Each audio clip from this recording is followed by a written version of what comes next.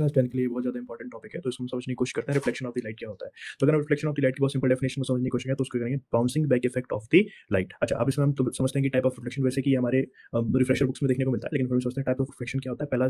पहले टाइप का जो रिफ्लेक्शन होता है that is called as regular reflection, second type is called as irregular reflection या फिर डिफ्यूज्ड रिफ्लेक्शन। तो रेगुलर रिफ्लेक्शन में क्या होता है, जो भी रिफ्लेक्शन हमारा प्लेन सरफेस से हो रहेगा होगा उसे कहा जाएगा प्लेन रिफ्लेक्शन या फिर रेगुलर रिफ्लेक्शन, और जो हमारा सरफेस रफ होगा या फिर प्लेन नहीं होगा उसको कहा जाएगा इर्रेगुलर रिफ्लेक्शन या फिर डिफ्यूज्ड रिफ्लेक्शन। अच्छा, अब लॉज ऑफ रिफ्लेक्शन की अगर बात करी जाए तो अब हमारा जो रिफ्लेक्शन के दो लॉज होते हैं। तो ये हमारा एक डायग्राम दिया है जो रिफ्लेक्शन के लिए बेसिकली हम लोग को हर जगह रेफर करना बताना है। तो उसमें क्या करते हैं कि एक मिरर को बना लो, मिरर को बनाने के बाद में हमको उस पे इंसिडेंट रे को पास कराना है और रिफ्लेक्टेड रे को पास कराना और एक नॉर्मल को बनाना है। नॉर्मल बेसिकली कुछ नहीं, एक इमेजिनरी लाइन होती है। अगर हम लॉज ऑफ रिफ्लेक्शन की बात करें तो पहला जो लॉ होता है वो कहता है incident ray, reflected ray and a normal all lie in the same plane. यानी कि हमारा एक मिरर के ऊपर इंसिडेंट और रिफ्लेक्टेड और नॉर्मल, ये अगर तीनों की बात करें तो सेम प्लेन में लाई करेंगे। ठीक है, अगर हम इसके सेकंड लॉ के लिए बात करते हैं तो कहते हैं angle of incidence is always equal to angle of reflection. देखो, एंगल ऑफ इंसिडेंस और एंगल ऑफ रिफ्लेक्शन समझना जरूरी है क्योंकि ये बहुत ज्यादा इंपॉर्टेंट हो जाता है और इसमें ज्यादातर गलतियां होती हैं। तो नॉर्मल और इंसिडेंट रे के बीच बनने वाला एंगल कहलाता है एंगल ऑफ इंसिडेंट और नॉर्मल और रिफ्लेक्टेड रे के बीच बनने वाला एंगल कहा जाता है एंगल ऑफ रिफ्लेक्शन।